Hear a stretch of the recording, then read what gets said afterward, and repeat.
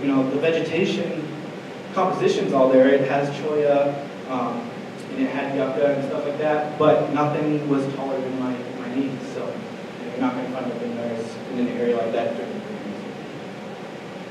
So looking forward to 2016, like I said before, we're going to shorten our transects, plot a lot more. We're going to increase our effort in northern New Mexico. I went from only having one dedicated field tech last year to having 3 this year.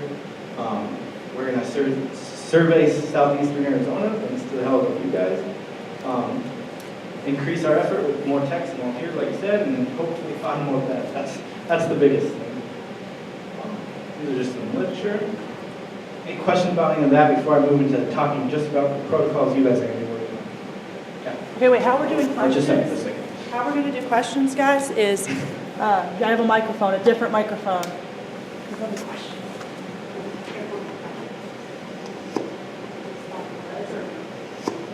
Are you going to post your slides where they can be downloaded? Yeah, we can do that. And similarly, the forms that we'll be using? Yeah, those should already be posted, the protocol sheets.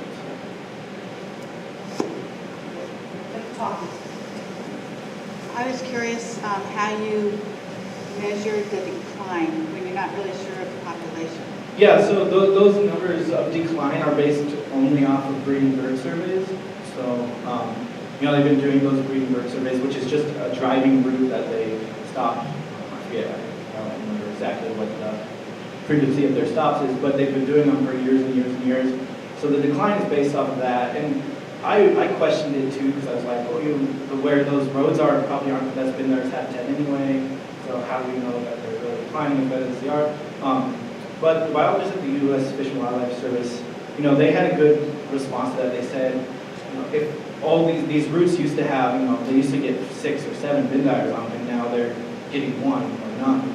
So, I mean, at that point, you've got to believe that there is probably some sort of decline going on. But it is in question. I mean, we don't really know much about the species, so we really don't know how much they're actually declining. And we don't know what their population is either. So, what a 4% decline at 170,000 is a lot different than a 4% decline at 20,000.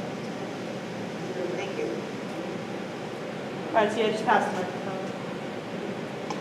I have several questions. Yeah. One is, are you working with the information only from southern Arizona then, or and Fish and Wildlife is coordinating with the person and the northern half, or are you also interested in all that data from the northern half? Yeah, I mean, I'm definitely interested in the data from the northern half. So, like, the biggest thing is I'm really focused on habitat for my project. So if they're finding Bendires in northern Arizona, I'm gonna, and if they can map their territories for me, I'm gonna go up there and do vegetation surveys up there to get an idea what the vegetation is like. I don't want to miss any areas. Just because you specifically mentioned the Joshua tree is so prevalent up Yeah. there and not down here. Yeah, and that's, I mean, there is some data. So that paper that was published on the last paper that we published on that was in California, where it's mostly that Joshua tree habitat. So hopefully we can incorporate some of that data from there, because they did look at habitat, vegetation and stuff there. And I don't want to miss Joshua tree habitat, because it is an important habitat. Okay, so another thing was you mentioned finding 22 males and only 3, I think, or 4 females. Is it because they don't respond, or is that one of the reasons they're declining? There are not as many females? That's a good question. I think it's mostly because the males are going to be the ones that are going to respond to the playback by singing in response, so they're going to be a lot easier to detect at that point. So you think that on each one of those territories there was probably a female as well? Yeah, I would assume so. And is there a specific time of day that it's better, or do they respond better in the morning, or they come out again in the evenings? Can you do morning and evening? Yeah, so our surveys are limited to half an hour before sunrise to 4 hours after, which is pretty standard. But I will say that we have found that if we know where Bendires is, they will respond to playback throughout the day. So, you know, we would find a Bendires during our morning survey, and we'd go back there at 2 o'clock, and we'd get them to respond to playback to come back out so we can map their territories. So, I mean, they'll respond throughout the day, but we want to focus on surveying for them in that morning area when they're more likely to be singing. Okay, and then if you could show that slide about the habitat types, are you able to do that?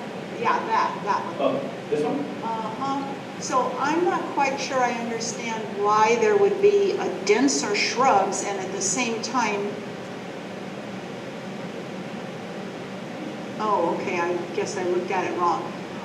So I thought there was more about bare ground, but there's less bare ground and denser.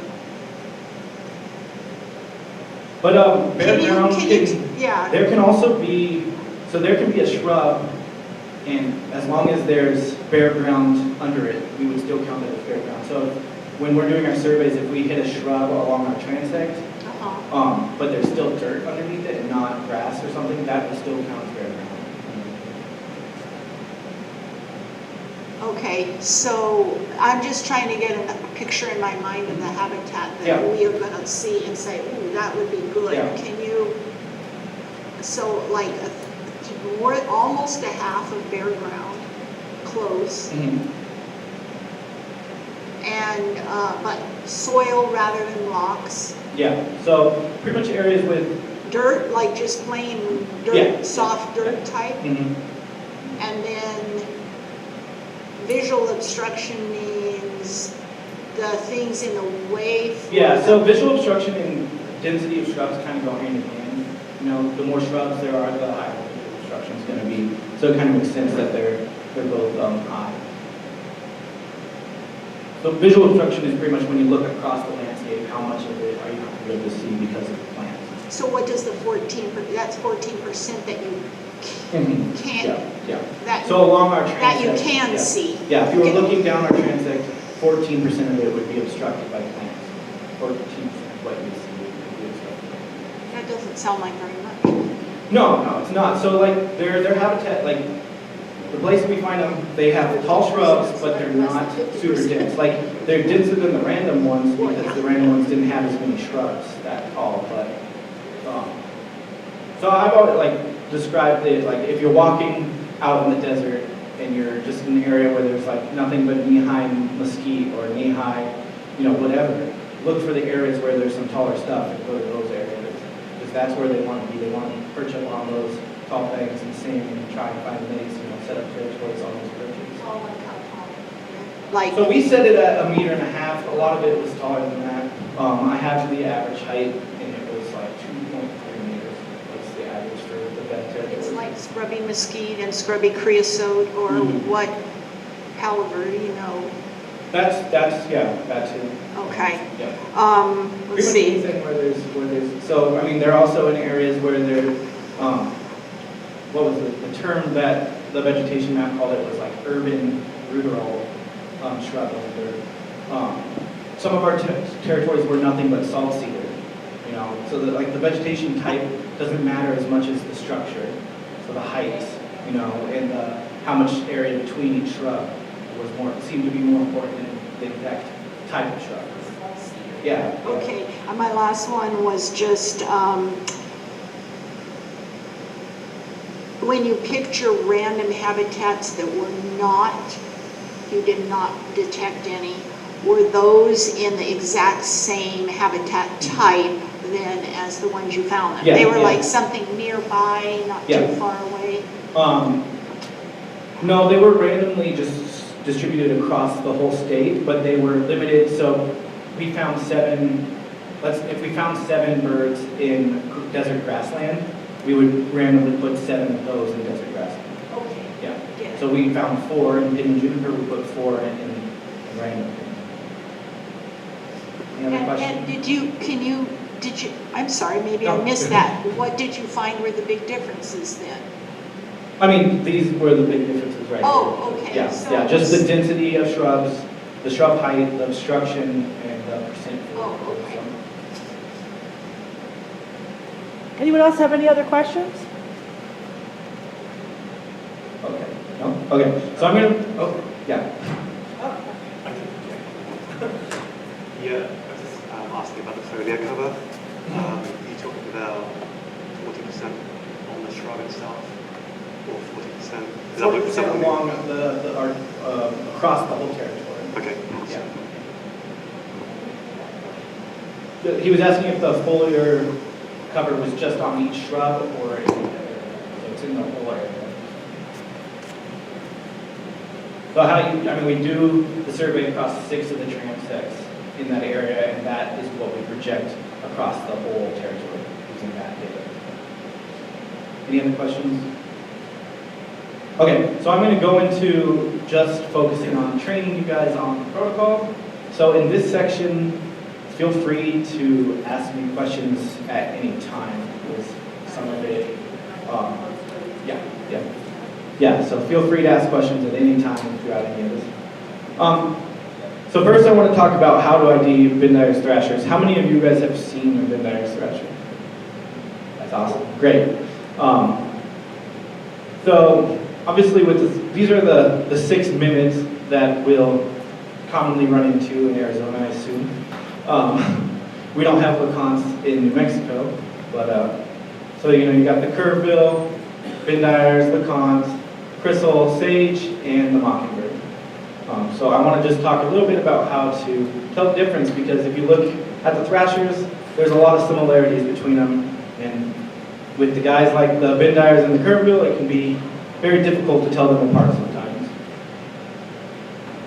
So like I said, they all look very similar, and we want to talk about the best ways to ID Beth. Now it's also important that you guys are able to ID those others as well, but Beth and curvebill I think are the hardest to tell the difference between. I'll talk a little bit about Sage Thrashers too, but we'll just focus on telling Bendires apart from curvebill. And those handouts that Chrissy made up for everyone are really nice, and they probably articulate this a lot better than I will, so keep those handy when I study those. So Bendires, their bill is going to be straighter than the curvebill, thinner, shorter. Those are the big differences. One thing that I've always found useful is the fact that they have a paler base of their lower mandible. You can see it pretty well in those pictures. I have a picture too that'll show that. The thing about that field mark is it's not always the case. I've seen curvebills that do have that pale base, and the juveniles definitely sometimes have that pale base as well. And you don't always get the best look at their bills either, but the lower mandible is a lot straighter, and just like the whole bill. And it's probably one of the best ways to tell the difference, but like I said, the juveniles can be really difficult. Bendires have those small triangular spots. I like to say they look like little arrowheads, concentrated into a necklace. On a curvebill, they're obviously more of a splotchy thing. And on Sage Thrashers, they're kind of similar, and I'll show you a picture of those in a few minutes. I've never really, I found this one online. I haven't really found it to be true in the field, but it says the head is more patterned on the Bendires. I can kind of see that in some pictures, but there's not much of a distinct pattern, I don't think, as much as just, it's not all a singular color as it is on the curvebills. And then smaller size, they're a little bit smaller than curvebills. There's some pictures in that handout that illustrate that pretty well. And then they have, if you look at a curvebill's iris, it's that really dark orange, really bright, obvious. And then if a Bendire's is kind of more of a yellow orange. That's a pretty good field mark too, but it's also one of those ones that in juvenile curvebills, their eyes look a lot like Bendire eyes. So this is just an example of those different breast markings of the 3, kind of similar Thrashers. Over here is Beth. You've got those little arrowhead or triangle-like spots compared to the curvebill's more of a blotchy circle. And then the Sage does have triangles, but it's going to be a lot more contrasty. They have a lot lighter colored breast than Bendire's, which is usually kind of this brown to a gray color. The Sage Thrasher's bill is probably their easiest identification. If you ever, you might hear a Sage or see this breast and think that you might have a Bendire, but as soon as you see that little short bill, it usually gives them away. Now, if you compare that with Beth to curvebill, like I said before, you got this pale base of the mandible. It's just a lot straighter coming off here. If you look at this curvebill, it comes up a lot longer in the curvebill and just more curved.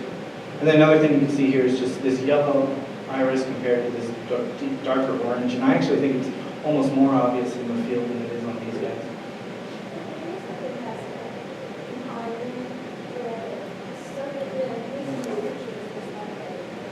Yeah, like maybe a faint, but I don't think it's a good field mark just because I don't think you always see that. So, but maybe that's what they mean when they say that there's more patterns on the head. They also, another one that I read was that I haven't really seen in the field. I've seen it in a few pictures, but they say that the Bendire's head comes to more of a point, maybe. I don't know if you guys see that on your sheet in a curve bill. I think that's a hard field mark to look for anyway. I don't think it's something we should focus on. But visually, I usually go looking for this. If there's no pale base, then I assume it's not a Bev. If it's got this dark orange. But by far the best way to separate these two is by their voice. And I have some songs and some calls to compare, but I gotta go over to the computer to play them. Over there. So, the best, or the biggest thing that I think gives the curve bills away is their call. A lot of times where I thought I might have had a Beth, but it ended up being a curve bill. I was, trying to get a better look at them, and they would make their call noise, which is very distinctive. I'm sure most of us have heard it before. I'll play it real quick. Is that hard to hear?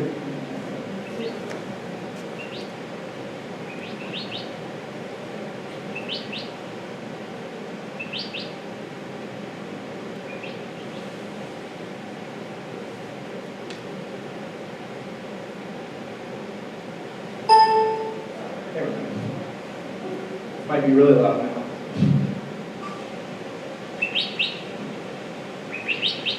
Can everyone hear that?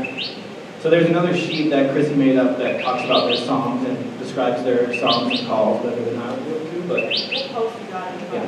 The curve bill noise is pretty, that call noise really gives them away. You hear it a lot in town, in residential areas, that weep beep. And if you want to compare that to a Bendire's call, which I'll say now you'll probably never hear unless you find a Bendire's nest or find two Bendires together, but they just don't seem to make their call noise very often, but it's very different.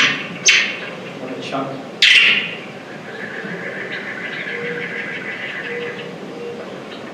And really, all the other calls from all the other Thrashers are quite a bit different from each other. This is Lacan.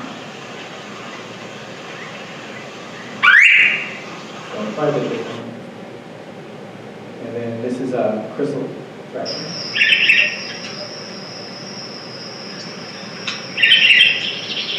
So as you can hear, they're all quite a bit different.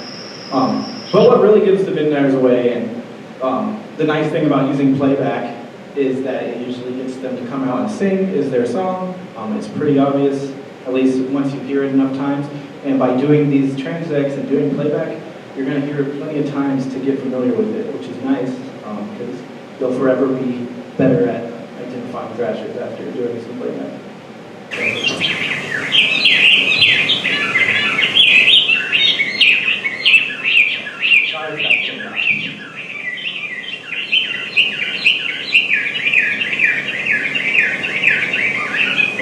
I always think they sound like they're in such a hurry when they're singing. And, it's very warbled, and people describe it as mumbled. They just don't seem to want to take a break when they're singing, and they'll just go on like that for a long time. And sometimes they sing really quietly, and sometimes they're really loud. And they definitely up their volume after hearing some playback play. And if you compare that to the curve bill song, it's quite a bit different, which is nice. A lot slower, more spaced out. They put a lot of thought to it.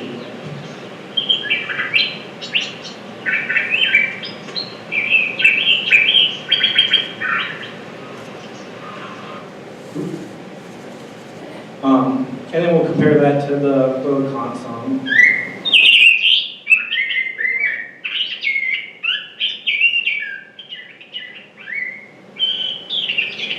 So also just a lot more spaced out, a lot closer to the curve bill than it is to the Bendire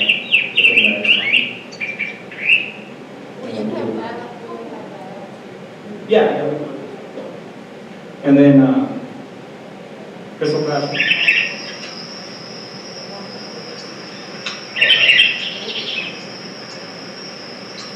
The also space out their phrases a lot more, and they repeat them a lot more often than the Bendires, usually 2 to 3 times.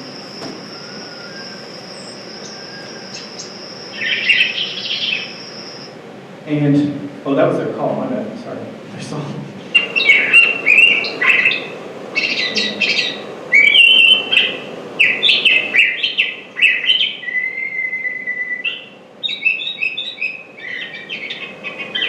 Mockingbirds seem to really like to mimic this effect.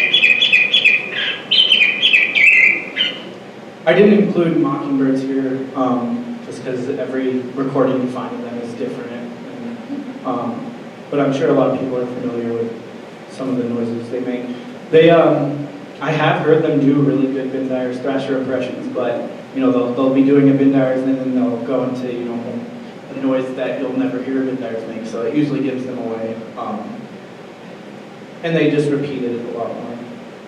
The Sage Thrasher is probably, at least early on when I was out in the field, it was the one I got confused with the Bendire's a lot more often. Luckily, they'll leave the area eventually, but their song kind of changed styles.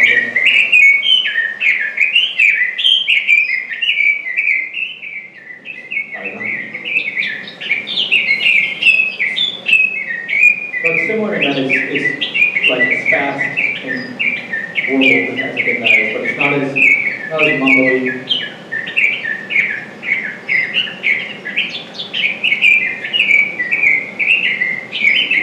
So then just to go back to re-reference,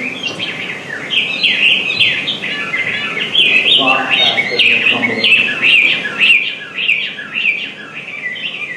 And sometimes they'll start repeating the same phrase over and over and over and over before they switch to the new one.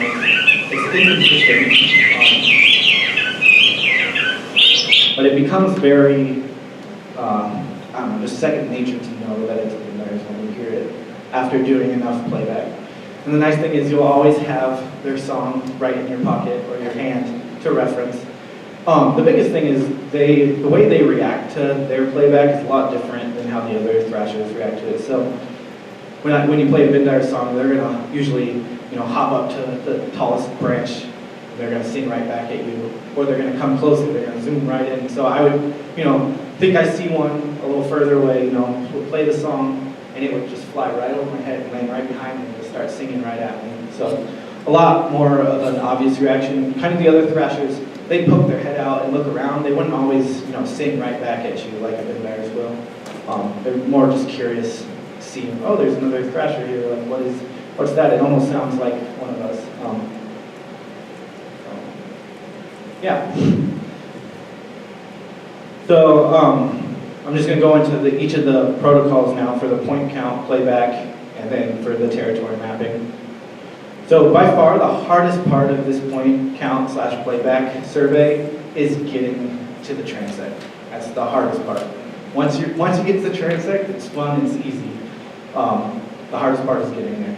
So these are the transects I plotted in New Mexico or in Arizona.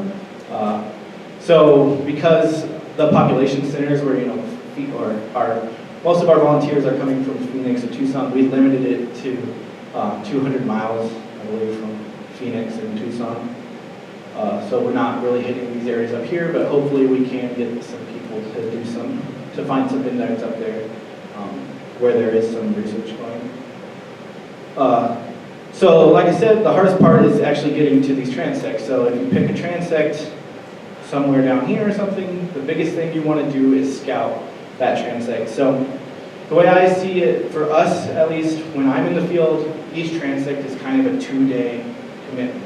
The first day, or evening or whatever, you drive out there, right, wherever your transect is, and you want to scout how to access that transect. So these are randomly placed. We limited it to public land, so they're only on public land, so you shouldn't have to worry too much about that. But access is not something that we consider when we randomly select them, and I don't have time to go through each transect and make sure there's a road that can get you close enough. I try to do the best I can to make sure that they're not on mountains, and I at least look to see, there's a road on the map when I look at it that might be there. But the thing is, with the roads, in GIS and on the internet are not always roads that actually exist in real life. They might have at one time, but now they don't. So it's important to go and scout the day before, because the survey, is a half an hour before sunrise to 4 hours after. So you don't have time to scout and figure it out before you do the survey, unless you want to get up at 3 in the morning to go do that. So going out there the day before, making sure you know how close you can get to the transect, how far it is from the nearest road. So, I'm going to have to walk, 400 meters compared to I have to walk 1 kilometer in the morning. Just give yourself enough time. You don't have to go and walk the actual transect. That would probably be overkill, but you do need to be prepared for things like fences or gates or bad roads or all the other things that you can run into. Like I said, they're randomly placed. I don't know. They are limited to public land, but just because it's public land doesn't mean there's no fences on it. So just be prepared for things like that when it comes to doing a transect. If you run into a fence and you don't feel like it's a fence you can get by, that's fine. Just let us know that you weren't able to complete the whole transect because of a fence or because of something else. If there ends up being no road that gets you close enough to the transect and it says like you're 10 kilometers away and you're not going to hike 10 kilometers to do a transect, just let us know that that transect can be done, and we'll move it and we'll make it a more accessible transect in the future, and hopefully you can do it then. Any other reasons why you might not be able to do the transects once you go out to scout them, just let us know the number and we'll try and get it fixed and then pick a different transect. But yeah, I would say that you'd want to have 2 days doing a transect, or at least like the evening before and the morning of. So, go out there the night before, scout it, and then the next day go do it. If you want to camp out there, or find somewhere in that area, or however you want to do it, just know that it's probably going to be important to scout it. Now there are some transects that probably won't need scouting if you take their coordinates and look at them on a map. They might be off of an obvious road that exists, like a small highway or something, or anything. If you're familiar with the area, you might not have to scout it beforehand. But if you're picking a transect in an area you're not familiar with, you're probably going to want to scout it. So it's just something to keep in mind. I make a map before I do mine using Google Earth, because Google Earth has the most up-to-date imagery, so I can see if the roads still exist and what kind of stuff I'm going to run into. Obviously, I don't have time to make maps for everyone for all those transects, but if you can figure out how to do that on your own, I would definitely suggest doing that, or at least just plugging the coordinates into Google Maps. Usually, if you type in the coordinates, it can show you exactly where the point is, just to become familiar with that area before you go out there. Like I said, a lot can go wrong, and that is honestly the hardest part. Just getting there. Once you're there, sorry. Oh yeah. So like in New Mexico, we used that fancy model that had the optimal to the least optimal. We didn't have that for Arizona. That would be a whole other grad project to create something like that. So what I did for Arizona is I took all the Ebert points, and there's a lot of them, and I looked at the habitat types that those fell on using a habitat map made by USGS. And then took those habitat types, narrowed them down into our broader categories of the scrub, the grassland, the Sonora desert, Sonora mixed cactus, or Palo Verde, and created a new layer with just those habitat types, limited it to public land, and then randomly plotted the points with it. Yeah, which is unfortunate. So I know it's hard, but that's private land. So we are going to try and work with Arizona Game and Fish and other people to get permissions to do some surveys on private land, but I'm not going to ask volunteers to go and ask for permission and stuff like that. So. Public lands, did you include state trust land? Yeah. So we have permission. Yeah. Mm-hmm.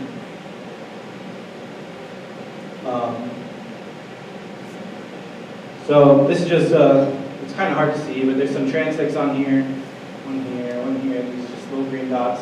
And it's just showing some of the transects and kind of where they fall. So like this one's right off of the highway, So that one probably wouldn't require much scouting, just finding a safe place to park, really. But other ones, you know, a little further from roads. There might be some small roads out here, but that's just stuff you're going to have to look into before you go out there and do them. So, you know, the sooner you pick transects you want to do, the more time it gives you to look into how to get to them and stuff like that. But those are just, it would be really hard just to go in blind and go and try and find a transect.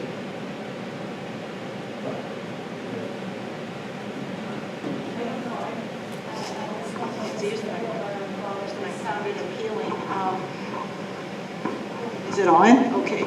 Well, there's this birder in Phoenix that like sounds like a fabulous kid. His name is Tommy Laban or something, and he posts on the listserv a lot. And he posted last year at this time about someplace called Arlington up there. You're not familiar with all that? Like they were seeing all the sage sparrows and sage thrashers, and I'm gonna wonder, did they see Bendire? So I thought maybe you'd have some of those areas that they were reported And plotted. that's up, like way up there? I mostly stuck around Tucson, so I don't know, but I thought maybe Jim or somebody else here, or Jenny knows where he. Well, I can go back and look on the listserv more, but, okay, I just thought that those would be on there. And then this is really close up of what a transect. So, you know, there's 400 meters between each point, which is, you know, not a super long walk, but it takes, I think, for me on average, I was like 7 minutes between points last year. Survey should only take, you know, 40 minutes this year, depending on how easy the terrain is to cross for you. But like, you see that this one falls into an area with lots of vegetation, so that might be a good spot. So it's kind of nice to look at your transects before you go out there and kind of get an idea for what kind of habitat it's in, what you're going to be walking to, stuff like that. So I gave you all, oh, go ahead. Yeah, I'll go over that maybe. What was the question? How to select transect. How do you select transect? Does Audubon or someone have something that we can put in the window of our car that states that we're doing a bird survey? You know, that's a good Because if your idea. car- I'll create a sign, Yeah, make it available to because get. something that looks official. Yeah, that's a good idea. Because otherwise the Border Patrol is going to have big problems. Oh yeah, for sure. Yeah, we have the New Mexico State logo and government plates on our car, and we still ran into Border Patrol. That's a very good idea. We do that for the Tucson Bird Count, so I'll do that for this survey too, and I'll also try to call Border Patrol and let them know that we're doing these surveys. Great, thank you. So if you guys want to look at the point count data sheet, you should have one. We'll go over how to fill that out, what everything means. Okay. So when filling out the top section,